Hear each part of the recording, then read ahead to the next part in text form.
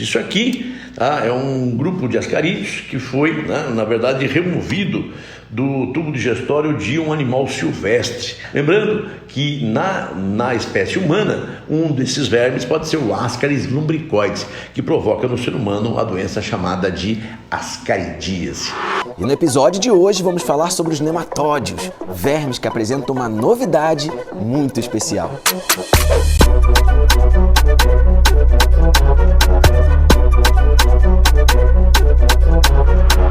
Olá pessoal, tudo bem?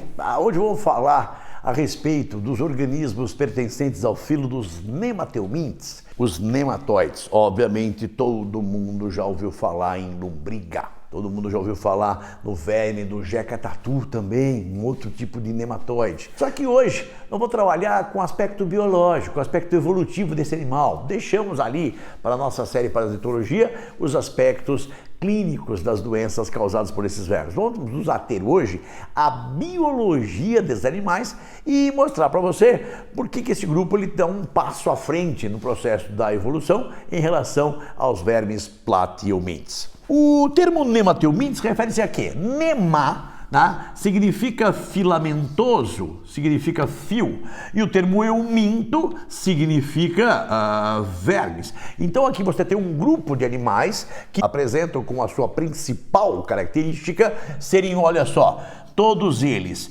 são vermes, veja bem, cilíndricos, tá? Cilíndricos e lisos. Cilíndricos não segmentados, não metamerizados. Isso vamos ver só depois lá no grupo dos anelídeos.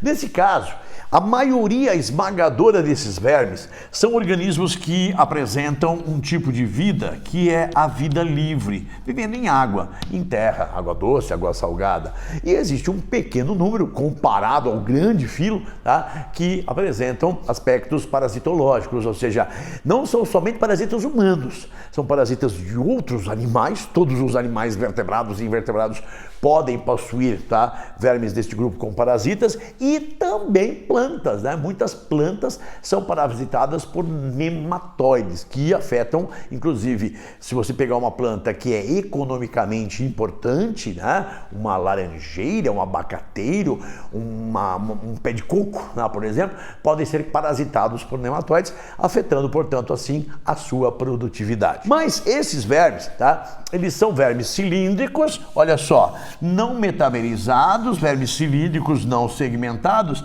e nós temos aqui uma novidade extremamente importante. Pela primeira vez na escala zoológica de um verme desse, você tem uma abertura anterior que vai corresponder à boca do organismo.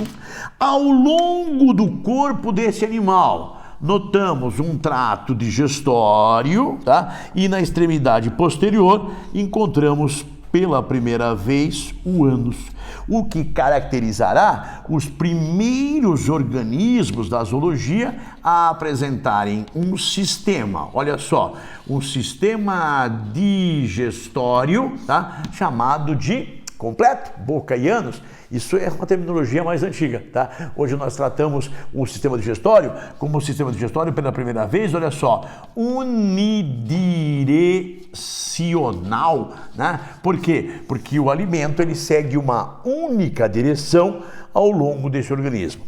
Vantagem disso. Qual que é a vantagem de ter tubo digestório completo? O animal ele pode comer, tá? E defecar simultaneamente. Ele não precisa interromper um mecanismo para começar outro, como, por exemplo, um plateuminte ou como, por exemplo, o quinidário fazia. A medusa, ou ela estava ingerindo alimento, ou ela estava eliminando os resíduos não digeridos ou não absorvidos pela boca ânus. Agora aqui não, aqui o animal ele pode comer e defecar ao mesmo tempo. Qual é a vantagem disso? Se você pensar, por exemplo, num verme chamado Ancylostoma duodenale, o verme que causa a doença amarelão, esse verme ele fixa-se nas vilosidades do nosso intestino. Ali, ele através dos seus dentes córneos, ele vai perfurar a vilosidade e vai se alimentar do sangue que vai fluir da lesão. Se ele não tivesse o ânus, ele teria que se desprender da vilosidade para defecar. Agora não, ele fica fixo. Então ele pode defecar ao mesmo tempo e estar o tempo todo se nutrindo, o tempo todo parasitando. É uma grande vantagem. A segunda coisa que acontece é que a partir do momento que o animal tem tubo digestório completo, a digestão ela passa a ocorrer exclusivamente no interior da cavidade, passando a ser, portanto, uma digestão exclusivamente o quê? Extracelular. Agora, é bom ressaltar que alguns vermes que são parasitas intestinais do ser humano, por exemplo, eles promovem uma ação que é chamada ação exfoliativa. Nós digerimos o alimento que comemos e aí ele absorve pela superfície intestinal os produtos da nossa digestão. Ele faz uma assimilação direta pela sua superfície gastrodérmica da glicose, dos aminoácidos resultantes da digestão do nosso tubo digestório, tá ok? Agora, se nós pegarmos este organismo e promovermos neste verme, tá, uma secção, vamos dizer aqui um corte transversal, nós temos algumas coisas interessantes a ressaltar.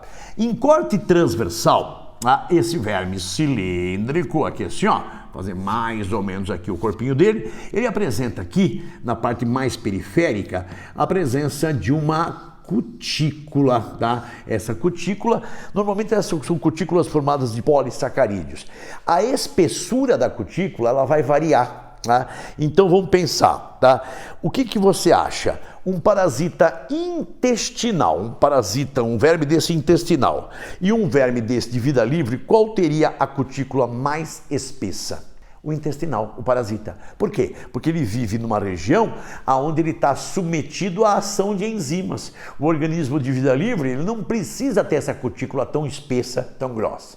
Quem produziu essa cutícula foram as células, olha só, da camada mais periférica, da camada mais superficial do corpo desse animal. Ao longo deste organismo, nós notamos uma camada uniestratificada de células derivadas do folheto embrionário ectoderma, que vai formar a região, olha só, da epiderme desse organismo, tá? Agora, abaixo da camada epitelial, você vai notar o seguinte, nesses organismos aqui, você lembra que na planária, você tinha 2 gânglios cerebroides, tá? Que se estendiam ao longo do corpo através de 2 cordões nervosos longitudinais na região ventral. Aqui não. Nesse organismo, gente, eu tenho, olha só, um cordão nervoso aqui, um cordão nervoso em corte aqui, que está em claro, né? Ele vai se estender ao longo do corpo inteiro, e esse cordão nervoso, ele está inervando um tecido que vai estar aqui, ó, junto a essa região. Então ele apresenta 2 cordões, olha só, eles apresentam 2 cordões, olha só, nervosos. Ele apresenta um cordão nervoso, este aqui, que é o cordão nervoso ventral, tá? E esse outro cordão nervoso aqui, que vai ser um cordão nervoso dorsal, que inervará o corpo desse animal e passará esses estímulos para que o animal se movimente. Por meio de quê? Por meio de uma musculatura. Junto a essa região, aderido à parede da epiderme, eu vou observar nesses organismos a presença de uma musculatura. Esses músculos que ocorrem junto à parede do corpo desse animal serão responsáveis pelo seu movimento não peristáltico, o movimento ondulatório, tá? Que esse organismo faz junto ao ambiente, quer seja aquático, quer seja o ambiente terrestre. Então eu tenho aqui, ó, a presença, veja bem, de uma musculatura, que é uma chamada de musculatura longitudinal, que acontece ao longo de todo o corpo desse organismo. E aqui tem uma coisa interessante. Veja, temos o trato digestório. Temos aqui, ó, tá, a parede, tá, com relação à região do intestino do organismo, a região do seu trato digestório. E agora eu queria que você observasse um aspecto muito interessante. Entre a parede intestinal e a parede muscular, existe uma cavidade, existe um espaço, tá, repleto de líquidos corporais E esse líquido aqui que existe nessa região, ele funciona como um hidroesqueleto, ou seja, a água presente nessa região, ela que dá grande sustentação ao corpo desse animal. Esse líquido está no interior desta cavidade. E esta cavidade, nós temos que lembrar dos aspectos de embriologia, da nossa série em embriologia. Essa cavidade é uma cavidade parcialmente limitada pelo folheto embrionário mesoderma. Gente, lembrando, a epiderme, ela surge a partir do folheto embrionário ectoderma. A musculatura surge a partir do folheto embrionário mesoderma. E a parede do intestino surge a partir do folheto embrionário endoderma ou endoderme. Então eu estou diante, veja bem, de um organismo que tem ecto, endo e meso, tá? Eu estou diante, portanto, de um organismo triblástico, ou também chama de triploblástico. E o animal triblástico, tá? No caso do plateuminte, ele é um animal triblástico acelomado. Esse aqui, ele tem essa cavidade parcialmente limitada pela mesoderma. Se é parcialmente limitada pela mesoderma, essa cavidade corresponde ao pseudo, olha só, ao pseudoceloma, ao falso celoma. É o único grupo de organismos pseudocelomados que você estuda na escala zoológica. Agora presta atenção, o que existe dentro dessa cavidade? Dentro dessa cavidade nós encontramos os dutos excretores. Esse organismo ele apresenta, tá? Junto a essa região um tubo, junto a essa região um tubo. Então existem dois tubos que percorrem o animal de ponta a ponta, de fora a fora. Esses tubos, eles se unem numa região mediana do corpo, esboçando a forma da letra H. E por esse motivo, essa estrutura corresponde aos chamados túbulos H, que estão relacionados à retirada dos excretas nitrogenados que circulam no pseudoceloma e são eliminados através de um pequeno orifício chamado de poro excretor. E ali dentro eu vou encontrar também a presença de gônadas. Olha só, preste atenção nisso.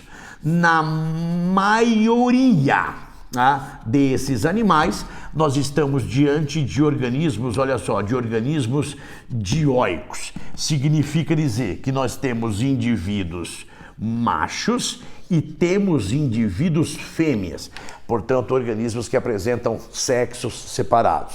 Se você pegar esse organismo, eu não determinei o sexo nele ainda. Posso fazer, por exemplo, uma fêmea.